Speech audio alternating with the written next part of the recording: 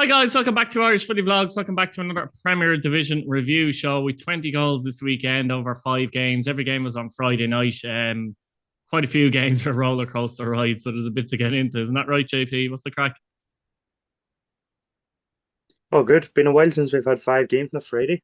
It is, it's actually, isn't it? Yeah, yeah. But by the way, we had all full fixture of first division games on Friday as well, which is interesting as well. But we'll get into Bows and Harps will have to hope they don't have to worry about the first division next season. But Fish Bohemians too for the Harps too at Daleyman Park, and this game exploded into life around 63 minutes. It was 0-0. Mihailovic had missed a penalty now in the first half for Harps. Ty Grind saved it.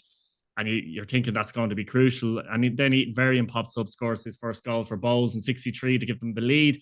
But Boyle in 76 and Mihailovic in 79 looked like it turned it around and it was going to be a brilliant win for Finn Harps.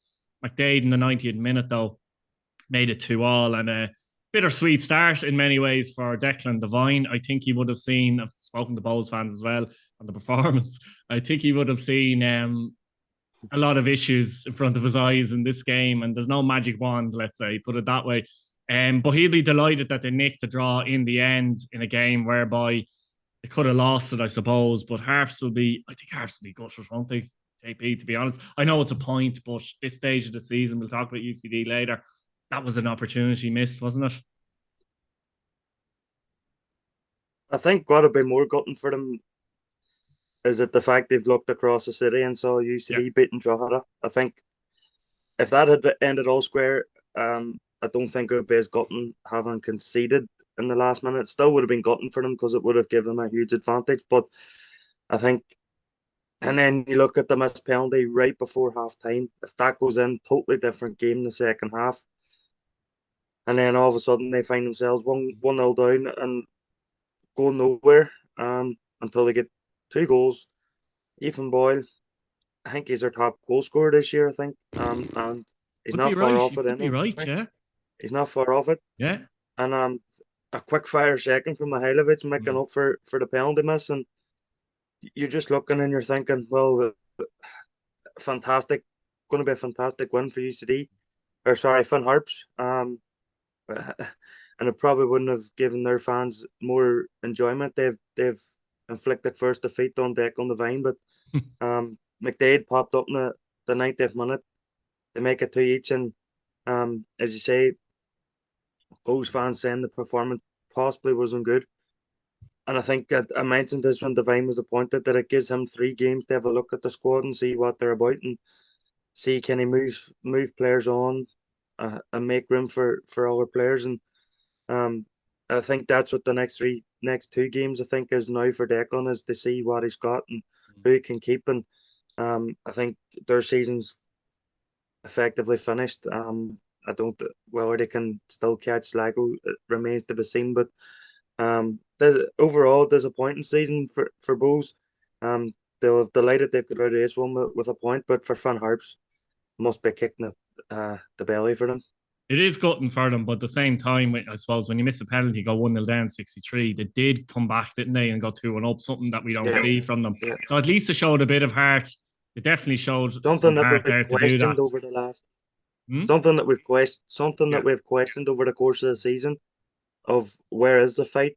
I think we saw it against Shelbourne a few weeks ago. Mm. Um, well, it was like somebody has flicked the switch, and they've realised that we need to do something here. And it usually tends to be the month of September and October that Finn Harps come alive. Basically, what they do between February and September, if they could put something together between February and September, they wouldn't have been in this position. But um, they showed a bit of fight and character that many people have been questioning over the course of the season.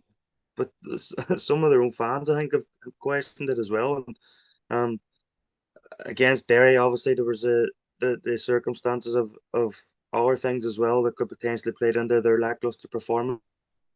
But what I saw against Shelbourne the week before and last week as well, and this week they are showing a bit of fight, but it's now out of their own hands. They have to rely on results tomorrow night. They go their own way to keep it in their own hands. And it's going to be really difficult, I think, for them now um to pick up at least. I know they need one win, but they also need UCD not to win one of their last three games. So um as I say, like result tomorrow night, if it goes their way, it's back in their hands for Friday night for the big showdown in Finn Park. But um they wonder why they're in this position. Like um It's they four should. wins all season for Harps at this minute in time in 34 games. Not good enough, is it? Yeah, no, it's not. And considering how well they done last year, um, and how high up the table they were, and we're potentially maybe thinking of them finishing in the top half, Mm. that they're now at the bottom of the table and they could potentially be going. Whenever UCD beat Waterford in the playoff last year, I did say Finn Harps were probably lucky that that happened, because I felt that Harps would have. I felt that we would have had another Longford and who was the other team last year? Waterford? Cork, Longford and Cork. Sorry, Oh, Longford last year. sorry, he went down. Yeah, Cork okay. a year before, who went down and Yeah, were yeah. miles away from the team above them. I felt that that was potentially going to happen. That Finn Harps would be well away from UCD, but you have to give credit to you have and it's you have to give credit to UCD. They've dug in there and they've taken the fight to the final week of the season. It's now in their hands, and then now Finn Harps are relying on results elsewhere. But look, a really spirited performance, and it should bode well for next Friday night. Yeah, it's going to be an interesting one, but we will go move on to UCD, who beat Drogheda United 2-1. Keeney and 40, Keane and 67 after Nugent had given Drogheda an early lead in the game. And yeah, look, speaking to some Drogheda fans who were at this game as well, and they said UCD simply wanted it more. And that's understandable, if I'm honest with you. I mean, if you look at the Yeah, position Drogheda are on the table at this point, they're eighth, they're fine. It's all right to say, oh, we can catch Shelbourne. But at the same time, a team like UCD probably should want to win it more in the position they're in. Do you know what I mean? So I yeah, kind of don't mind that so much in many ways. Like, you know, that kind of way. I wouldn't be too despondent if I was yeah, Drogheda with a performance or result like that at this point. But UCD, it's a massive win, coupled with what happened at Dalymount Park as well. Like, it really feels like a swing for them. And as you say, they do play against Shelbourne. And yeah, I still think, you know, even if they lose that game, like they look at it and say, look, we're still in a half decent position here. But I suppose that's irrelevant at this minute in time. But massive win against Drogheda for them. Ultimately, it does put them above Finn Harps 2 points clear. Wish that, I don't know, game in hand. It's a game in hand, but almost like, I won't say free hit against Shelbourne, but you know what I mean? Like, if they lose, they're still 2 points out of Harps. I think that's the point, really. And yeah, it just felt like a massive swing on Friday night, JP, with the two results. Totally, didn't it? oh, it did. Like it. Um, UCD is, and you have to credit UCD here. They came Yeah. behind as well, Yeah. and I did say, I have been saying for months that I always fancied UCD. They get a result where you wouldn't fancy Finn Harps, and this is the kind of result that we were talking about. Yeah. Um, but in saying that, we did say when Drogheda confirmed their survival that they could potentially maybe drop off the pace a wee bit. Last week against Rovers, they put in a very good spirited performance, got a draw out of it, Mhm. and they're missing Gary Deegan for this one Yeah. through suspension. But they got off to a fantastic start, so you can't question their their character that way. To get off within side 4 minutes, they were in front. UCD getting back in the game right before half time, right at the minute that Finn Harps were missing a penalty. They were Yeah. they were equalising. Yeah. So they that was putting them back in the game, and then just 4 minutes after, um both take the lead in Dalymount. UCD take the lead in uh the UCD Belfield, goal, yeah. and Yeah. that just swings the whole thing in their favor. And then they're probably think that, and I suppose they've probably not realised till they came off how close they actually were to it not being in their own hands. And um brilliant result for them. As I say, puts it in their own hands. I mean, I know I've said it before, big game now tomorrow night against Shelbourne, where they can have a win can effectively secure their survival. Going to Finn Park knowing that all they need is a point. And um, but I think for the main thing for UCD is what they would have wanted to do. coming up this year was be competitive. They probably wouldn't have expected themselves to finish anywhere outside the bottom two. We know they're not going to do that, but the other thing they would have wanted, especially coming up against a league of. Um, I remember the launch of the new season back in February, and Andy Myler was being interviewed in a blazer and a shirt, and um, he turned around and he says, "Well, not every manager in the league is some of us have our jobs to go to as well." And I think he was out from his hour job, and it just shows that He's definitely a the blazer and incredible shirt man, though.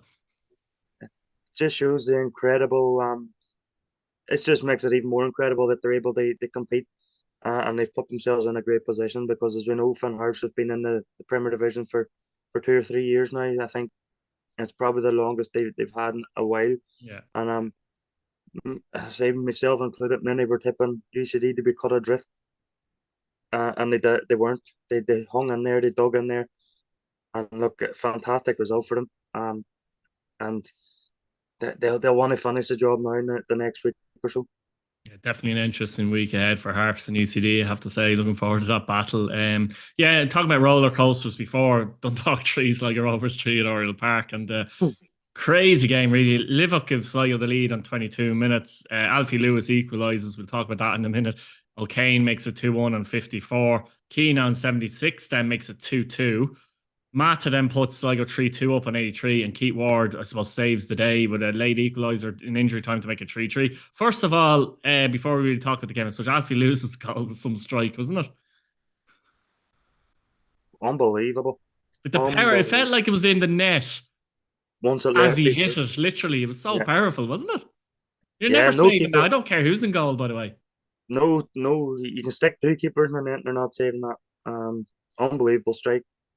Gets him back in the game, and great start by Sligo. Like, and Mm. take the lead. You have to give credit to Levac as well, because from the original corner it hit the post, and it Switched on. come back at him a million miles a minute, and he still managed to finish it off. And this looked to be the game to be at the weekend. It really did. Um, Not sure how Dundalk or Sligo fans felt, but Dundalk, who lost their unbeaten home record, um, I think we have to call Casey's Field for the next few weeks, don't we? Yeah, I keep forgetting, They to be lost. honest with you. You're so used to Uh, saying Oriel, to be honest. So yeah, apologies to any Dundalk fans if I keep saying Oriel. they lost that record against Pats, and it really put them on the back foot. And with Pats losing against Rovers, they would have saw a defeat here as a huge opportunity missed. They probably still will, but they'll see a point better Yeah, than none. yeah, Um, but look, the finish from Ryan O'Kane as well yeah. was great, and I think he's had a chance at two each just He before has, yeah. He's Sligo hit it taken first time. I think maybe he on could the take a counter. touch. He time to take Yeah, a touch and settle. I think so. Yeah. But in saying that, he's hit the crossbar with it, so he wasn't a million miles away from giving them the lead. But Really good player, though. He's a really exciting player yeah, to watch, though. he is, and Yeah. he's one of their own as well. And Yeah. I think that's something that's been labelled at Dundalk in the last 10 years, is that they haven't brought enough of Because their every own players. club can nearly pick players, can't they? But Dundalk, not Yeah, really. Dundalk. Yeah, that's the thing, and that's something that was labelled at them, and Yeah. I think he's disproving the point now, and great to see. He's an exciting young player, and but we can't talk about this game without talking about Adam Keena's goal. And brilliant individual work. He Um, doesn't look like the type of player in his that stature could that he can do what he did there. Like the no, quick dribbling, quick touch, cutting in, just the way cutting he's out, and then struggled. the finish on his weak foot. Like, Yeah, it's 19 goals in all competitions, by the way, 16 in the league. the way he moved his hips as well. Yeah. They just Must sort be of get good on the past the dance floor as defenders. well. And a left foot cross shepherd far corner, unbelievable finish. And then Max Mata, another of the new signings that has come up with big goals at certain stages this season. And um those two have been crucial. They Mm. Sligo, and I know they're not going to win the cup, or they're not going to finish in Europe, but those two have been crucial to Sligo season, especially the run that they had in Europe. Um, they would be hoping that if they can hang on, they both of them. If not, they have to, I think, hang on to at least one of them. Mm. But I'd be absolutely surprised none of the top two come looking for Aidan Keena. I really would. He's from back in the league. He came back with a reputation of a journeyman, that he was here to put his feet up, and he's proved everybody wrong. And it's looking like he's going to finish it as the league's top goal scorer. And for somebody to do that outside of the top four, Yeah. um, is very rare. But look, credit to Dundalk. They kept pushing to the end, and a great finish, a lovely worked goal as well. Was actually. That's Flicked a on proper, and when I talk about Keith long was. balls and hoof balls, that's what I call a long pass. You know what I mean? It was a brilliant pass Yeah, it into wasn't. Martin, a It, lovely deft header, wasn't it? And Keith Ward showed yeah, all his just experience because he coolly just finished it. flicked it on, and he was there. And nice controlled side foot Yeah. finish in the bottom corner. And as you say, like we talk about hoofball, but it wasn't. It was a directed long pass. Martin wins a header, and nobody follows Keith Ward in. And look, this looked to be the game that and for a neutral that you would have wanted to be at their sea, because it looked like it was just end to end. And um, good point for Dundalk. Yeah. Keeps them that wee bit of front of St. Pat's, but I think they've Sligo to thank for more in more ways than one, don't they? Suppose they do, but yeah, I mean they're 2 points ahead of Pats now, and as you say, that late equaliser, it is a point gained really, because obviously Pats lost, and a point and 2 points, it is a difference at this point of the season, really. So it is a huge point for Dundalk, even though initially they would have been looking to win the game. Moving on to where are we now? Tala. Better not forget about Tala. Shamrock Rovers 4, St. Patrick's Athletic 1. I was there at this game obviously as well, and Rovers deserve to win the game. It's a massive win for Rovers, but I think 4-1 was a bit. It wasn't a 4-1. If you've seen the results, Shamrock Rovers 4, St. Pat's 1, you thought, geez, they hammered them. But it wasn't, didn't feel like a hammer. And there was a lot of instances of the game, like, for example, Tunde misses a penalty at 3-1 to make it 3-2. Suddenly, then the game changes, things like that. Pats were in front after 4 minutes. It was a brilliant ball by Sam Curtis. Absolutely brilliant ball, actually. And Serge gets at the back post to finish. Pats got one up. Pats were in complete control in the first 20 minutes, JP, to be honest with you. And it looked like if anyone was going to get a goal, it was them. They were going to get a second, but something weird happened. It was strange. It was hard to explain. I know John Daly said this was an interview as well, and I fully agree with him. They stopped doing what they were doing well, and it started to sit back and let Rovers have the ball. And that wasn't an instruction from the sideline or anything. And you could kind of tell that as well. So I don't know if that was a confidence thing or what, but it was very strange. But Rovers, as we know, can pen teams back, but it wasn't like that. Rovers started to get on the ball, and Pats were giving them time in the ball. Jack Byrne, Chris McCann, players like that, and they were edging their way back into the game. Eventually, they did get back into the game through Graham Burke penalty in 36, and unfortunately, I think Joe will be disappointed, Redmond, with the foul, because usually, Joe will be fairly calm in those situations, but he kind of comes through the player, doesn't he? And he nicks the ball after. I think if Joe looks back, he'll be disappointed. He'll think, if I just stayed off. But I think that comes from a bit of frustration as well, JP, because the fact that Rovers were starting to get, say, bypass the midfield and stuff like that as well. But anyway, Burke tucks it away, 1-1.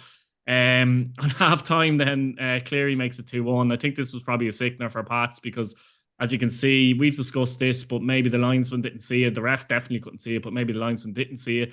But there was a push on Chris Forrester, wasn't there, as he goes up to head the ball, and it is technically a free out. And it's a massive moment in the match, because you're going in at half-time, 1-1, big difference. Second half then, Pat started the second half well, but it was actually Sean Hoare who made it 3-1 and 54, and that was a sucker punch for Pats. Another set piece, Pats to be disappointed with the defending. And the fourth comes in 76 minutes, where it's another penalty. After Tunde just missed the penalty on 63 minutes, I think it was.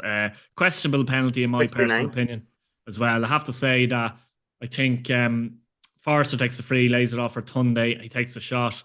And in my opinion, McCann's hands by his side. I know you were saying that you felt he could have possibly got his hand out of the way, but at the same time, I think if I'm in that position, I'm thinking, I'm afraid to move my hand as well, like in case I look like I deliberately handle it. I do think it's a little bit harsh. McCann is by size, not much you can do about it. Then you've the Breslin red and penalty, absolutely a penalty. I think personally the red's a bit harsh, because I think Breslin is moving this way away from goal, and the ball isn't actually going into the goal. So I think it's a little bit harsh, the red, but a definite penalty. Overall thoughts? A lot of talking points. Yeah, I know. I tried to say that as quickly as possible. Great start by Pats. Exactly what he would have wanted, what we would have Yeah, wanted in the Brandywell as well. But unfortunately, we couldn't make the same kind of start ourselves. But fair play to Rovers. That's why they're champions. yeah, They came back and did, albeit by a helping hand. As you say, Joe Redmond's been excellent for Pats this year. Potentially a contender for the team of the season for the league. He's just a wee bit rash. mm, He obviously he sees the ball and thinks he can get there before Burke, and maybe in hindsight he'll look back and think I should just stand up and see him down the line and defend it better. He'll probably look back and think, well, could maybe force him down the line a wee bit rather than diving in. And then the corner, the second goal comes from a corner, I think, and yeah. Pats don't deal with it, and then the back post, then Forrester there's a nudge on him, which gives Cleary the chance they volley past the keeper's legs. Unfortunately, the referee can't see it because of where he's looking through a crowd of bodies. Yeah. I think a linesman has to give that, but Mm, as a linesman 100% sure that there's a push. mm. And I know VAR has been introduced in Scotland this weekend. There's a lot of I um still wouldn't like VAR, I have to say. Just throw it yeah, out there.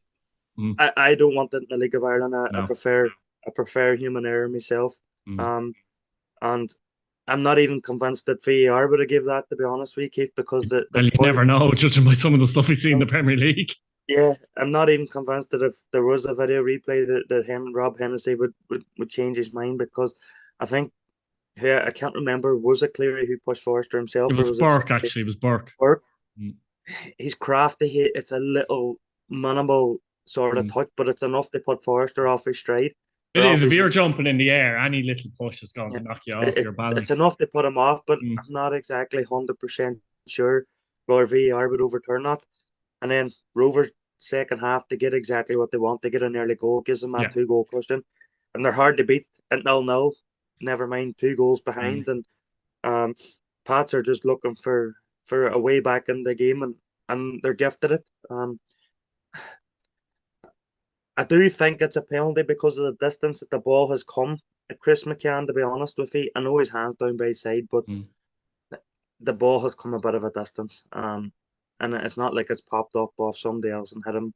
Um, Hennessy's given it. Has he maybe looked back in half time and saw That's what I'm you thinking. know, has he looked back at half time and saw the push or the penalty and he's Mm. decided to give it? I don't Because know. he did. Um, I watched Hennessy just as, and he did hesitate. I have to say, it was definitely hesitation. mm, There was hesitation, you know, that kind of way. And he kind of yeah, almost, where yeah, where the Rovers penalty seemed to be 100% sure yeah, that it was a penalty. yeah. So, but Tunde, I've saw him take penalties for Finn Harps and stick him in the top corner against Derry, and he's absolutely scuffed this one. He's put it in. It wasn't a good penalty and a huge opportunity missed for Pats to get themselves back in the game. And 5 minutes later, they're completely out of it. Um, Ball up on the air, Breslin goes to head it, totally misjudges it, hits his hand. Now, I know what you're saying in terms of the ball's not going to the net, it's going across the net. Yeah. But there is a Rovers player in the vicinity, and it doesn't necessarily mean that the red card in that situation is for denying of a goal or a goal scoring opportunity. And I think the referees potentially give it for denying the goal scoring opportunity because he's possibly looking at thinking, well, if it doesn't hit Breslin's hand, there's a Rovers player there. They maybe have the opportunity to put the ball in the net. So I could But would you see where argue, he's. JP, just say McCann's handball? Would you make the argument then that that's denying a goal scoring opportunity, arguably? No, I think that should have been a yellow because Mm. there's a shot on target. Mm. Although I Um, personally don't think it was a penalty, but anyway, just to, yeah, yeah, yeah. I think in that situation Mm. that's a yellow card because there's a shot going towards the net, Mm. Mm. not deliberate, but it's at his hand. Mm. So But do you think Hennessy, like the way I'd look at it with the Breslin one, is it, you know, I obviously those situations where the referee has no choice, he has to send them off. I don't think he had no choice to send them off there. Do you know what I mean? I don't think it was one of them. yeah, I know what you're saying. Just going back to the Chris McCann one, that there's a lot of bodies around as well, so it's Mm. not a goal Yeah. scoring opportunity as such. And see what you're saying. If he doesn't give the red card, nobody complains. I Mm, think Stephen Bradley would have had a few complaints, especially if Pats had went back and got put themselves back in the game. You know mm, what I mean? So I can see why he's giving it. I can understand why he's giving it. I can see your point of view as well. mm. It's He's without unlucky, one. Breslin, though, really, isn't he? He is. He's totally misjudged the flight of the ball. Yeah. So he has, and maybe was there, I don't know, was there a bit of wind on Friday night? Maybe just, There I don't usually know. isn't talent, though, isn't there, to be fair? Yeah, so Yeah. is he looking up into the floodlights and his Mm, eye has just caught the light and took his eye off it. Look, and then once that went in, it was game over. And I think around that time then, because Rovers were going 4-1 up, mm. Shelbourne I think were going 1-0 to Brandywell, and it was Rovers were in dreamland then at that stage. Yeah. Yeah, I mean, it was a massive result for Rovers, and I do think overall they deserved to win the game. I think possibly disappointed with the scoreline and the manner as such, because the 4 goals Rovers scored, and I've seen Rovers pin teams back and play good football and craft goals. They didn't any craft any of the goals, and I think that's where possibly No, disappointed, where they were say soft in a sense. You've 2 penalties ultimately, and you've 2 kind of goals scored from corner kicks ultimately. Do you know what I mean? yeah, That's the yeah, disappointing thing from yeah, Pat's point of view. I think. yeah. As much as they would have been disappointed with the foul on Forrester not being given, they'd have been They probably didn't deal with it either. didn't deal with it either. And then the third one was a shocker. They just didn't deal with that at all. It's like ping pong in the penalty box, and I think when Sean Hoare hits it, it hits about 2 Pats players before it even goes out in the back of net. So as you say, like Rovers didn't have to do a lot to get their goals, but one thing that they do when you give them chances is they're ruthless, Mm, and that's why they are the champions and mm, champions elect as well. So look, really good result for Shamrock Rovers, even if the performance maybe wasn't what we're used to. But mm. I think at this stage, it's not about performances; it's just about getting results, and ultimately they've done that. I will say 2 players that really were brilliant for them, in my opinion. I thought Chris McCann was exceptional in the middle of the park for them. Up against some good midfielders like Adam and Chris, and Jack Byrne was with him as well. He went off earlier as well in the game, probably felt something in his calf again, I'd imagine. But he was brilliant in the game. Gaffney as well. Like, I mean, to be honest, the difference between the 2 centre forwards, JP, you've Gaffney there running the channels, holding the ball up, being a menace, and you've Something the with a bit other, of hunger. yeah, you've Owen Doyle then, and to be honest with you, nothing was sticking with Owen Doyle either in the game, and you just see the difference when you see the two of them actually on the pitch side by side almost, and absolutely huge difference. As I said, Rovers did deserve to win the game 4-1. It was definitely a little bit harsh on Pats, but it's a massive, massive, massive win for Rovers, and we'll talk about Derry in a minute, but go on ahead. For Rovers, like you mentioned there, Chris McCann, Mm. a team that's trying to achieve what they're achieving. Group stages, you're trying to win 3 in a row and just maintain that sort of dominance in Irish football. And then you've got somebody like Chris McCann, who's played in the Premier League, been out in the MLS. It's just that kind of experience is invaluable, especially in the League of Ireland. So finished Derry City 1, Shelbourne 1 at the Brandywell. Jack Moylan at 69. Joe Thompson came on as a substitute and on 83 and made it 1-1. JP, not the result I suppose Derry were looking for. Like, they've won 9 games in a row between Cup and the league. And I said in the previous show, unfortunately for Derry, and this is why I felt like they weren't going to catch Rovers, in my personal opinion, is that they literally had to keep winning. To win what? I don't know, you could say 12 games in a row or something like that to win the league. And it's difficult because they have been on a great run. And when you're in a position where if you just drop points, it's detrimental. It is a killer. But as I said to you before, Derry have been good in the league this season. This was never going to be the season where they felt that they were really going to push Rovers for the league. Anything was a bonus, and they've done well to keep a race going for a while. Let's be honest about it. And it's still there, but the result in the game itself. Your thoughts? Obviously, you were at the Brandywell. Yeah, but before I start summarising this game, I need to give a shout out to the two listeners, Orla and Grania. I was standing at half time and I got a tap on the shoulder from Orla. They see if I was a guy from Irish Footy Vlogs. So if you're watching, here's your shout out. Fair play. Thanks for watching, guys. Appreciate that. It was a very lackluster game, Keith, to be honest. There wasn't a lot of action in the penalty box. I think I remember one save in the first half was from Maher and it was a long distance strike that he had a tip over the bar and it was a really good strike, to be honest with you. Um, I thought that Shelbourne did well. They came, they spoiled the game. They sat in, and Derry struggled to break them down. But there was times that Derry did move the ball really quickly and looked like opening them up. But unfortunately, there's maybe one one player in the equation was maybe on his toes, or um wasn't ready for the pass, or didn't see the space or whatever. So and when you're playing a team like this, you just need everybody in that attacking sense to be on it at that specific moment. Because when you move the ball quickly, you open them up, and then that creates a space. And there was a few times that happened, and we just that final ball just it was either lacking, or somebody just wasn't in the right place. And um, I don't think we moved the ball quickly enough after that. And the space in the second half, we didn't move it forward quickly enough. We just kept passing amongst ourselves, and then when they took the lead, that's they started to move the ball quicker, and that's how we started to create more chances as well, because we started to put balls in the box as well. And look, the goal from their point of view is a mistake by us. I think, to be honest, I think the pass from McJanet was meant for Maher, but Shane McElhenney takes it, and then he plays it to Maher, who tries a ball along the ground in the midfield, which possibly was on, but he had a bypass Moylan first, who read it brilliantly, and stuck it in the roof of the net. And great finish from him. Mark Coyle, I thought, was excellent in midfield for Shelbourne, and when he came off, I remember back to the game at Toka Park back in August, and a similar substitution when he came off turned the whole game in Derry's favour. I think that happened tonight or Friday night as well. And Was Joe he injured, Thompson, do you think, or just he came off in 63, like, didn't he? So, I don't know if he was yeah. injured or preserving energy, but it's a Mm, preserving energy, but it was very strange substitution unless he was injured, or mm, maybe they have to try and manage his minutes. Who knows? mm.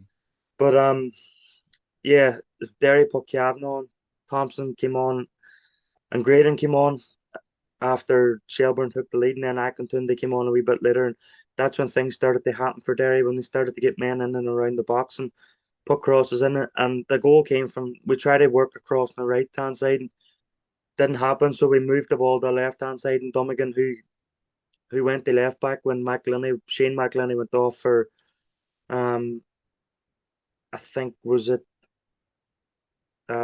he went off for Akintunde. So they moved Dummigan to left back, and Mm. that's it. The goal came from him cutting on to his right foot and put a brilliant ball in the box.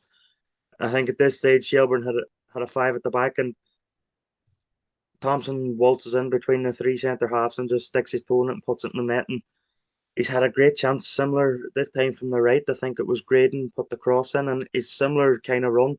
This time he goes with his head, and I don't think he gets full contact with his head. I think it just glances off his head, it hits the post, and Patrick McElhenney is waiting for the rebound, and it rolls wide of the post. And um, look, we had three draws back in August, and at that stage we were thinking maybe then three draws could cost us our European spot.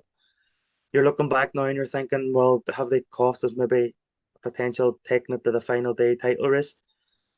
But all in all, the players will be disappointed of the result on Friday night, that they've got so close to Rovers of taking it to Tala and making a game of it in Tala, maybe taking it. They got that close, but I think in the end they'll look and they'll see that the league campaign has been a good campaign, but they make it a great overall season. They make it a great campaign. They'll want to go and win the cup, and it's been a good season, as you say.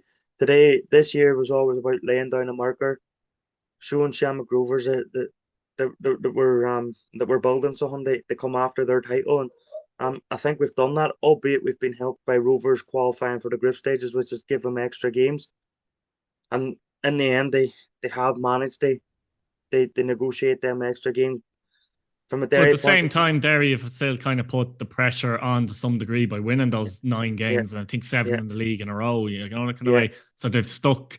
Say if Derry had dropped even 2 points of those games, yeah, it'd be a big yeah, difference. So they've kind of yeah, they've kept it open, haven't they? A little bit. Like yeah, that's been the good thing. Like yeah. And they've made Shamrock Rovers think work. as well. And Yeah.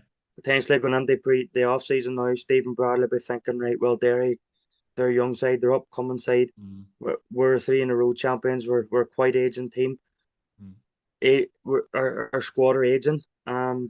Where can I refresh it? Where do I need? I'm sure he's thinking this already, but he'll be thinking with a wee bit more thought now. Especially like you could look through at the start of the season where Derry had won 6 in a row, scored 3 last-minute winners. Then they had the 7-match run without a win, and then they had them 3 draws in August before the winning run started. So Derry could pinpoint different points in the season that kept them in it or put them out of it, Mm. and they'll look at them and they'll say. And I think one thing that has to change next year. I think we've had 11 draws because we've actually lost less games than Shamrock Rovers. I think we've lost 4, they've lost 5. Spot on. So 11 there, draws, yeah. so there will look and they'll think, right, them 11 draws have to be cut in half. Um, if we're 7 going of to win them the at the league. Brandywell, notably. Yeah, yeah. So we're the best team away from home in the league this season. I think we have the most points.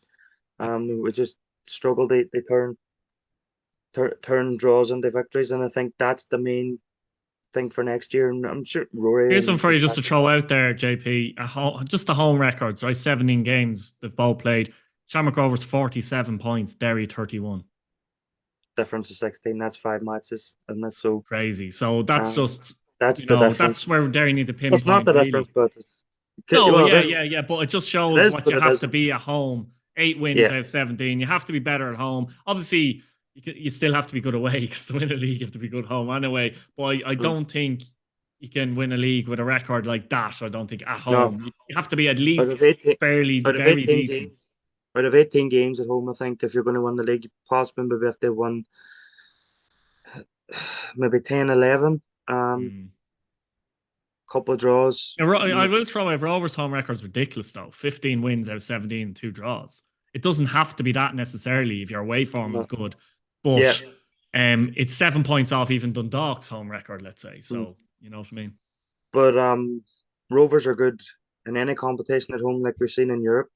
I think that defeat the other week, it was their first defeat in what 10, 11 games in Europe. Yeah. So the Italia's an absolute fortress, and that's what Derry will have to do for next year and maintain the away form. I know people are putting the home form down the plastic pitch, and look, you could say that, but unfortunately we're stuck with it because it's a council pitch, and I don't know. unless It's just I don't go too deep into it, but I think it's also a case of teams sit back more when they go to the Brandywell as well. So it's yeah, a bit of both. Like Oriel is a plastic pitch as well. Do you know what I mean? So yeah, it is, and and let's be honest, Dundalk have often been with their good great sides as well, been very strong at Oriel. So yeah, I personally prefer grass pitches, but that's a different conversation. I don't put yeah, the no, I home know, form when down to that but as such, that's but it more down to the teams that come to the Brandywell. that's the general conversation among Derry fans is that the pitch is to blame. But say that the likes of Shelbourne have come here twice and they just like Mm. not shut up shop, but they've been hard to beat. And then Dundalk beat us at home as well. We were masters of our own downfall that night. We gave a couple of silly balls away at the back, and they punished us. And similar to the defeat we had against Shelbourne, we've drew 2-2 at home to Harps, where we've needed a last minute equaliser. And Drogheda, we've won each. We've given away a silly penalty. Um, you could look at different games and stuff like that, and it's look, it is what it is. And I think what we have done is we've done what we wanted to do, but as I say, the players and the coaching staff, they'll be disappointed, but I think they'll be focusing now on going into the cup final with a bit of momentum, try and win the last 3 games, have a bit of momentum going into the cup final, and see where it takes us. And it'll be interesting to see how Shelbourne approach the cup final because they have got the better of Derry twice by just sort of sitting in that low block and trying to hit Derry on the counter. And be interesting to see whether they'll try it at the Aviva. Will the Aviva maybe allow Derry a better chance of breaking through that line and last line of defence? It'll be interesting, but look, I'm sure one that both teams are looking forward to playing. Yeah, we're set for a brilliant last couple of weeks now. I'm really looking forward to it, the league and the FAI Cup as well. So, guys, let us know what you think down in the comments. Subscribe if you haven't already. Hit your bell notification button. And thanks again for watching. Cheers, JP. Cheers, Keith. Thank you.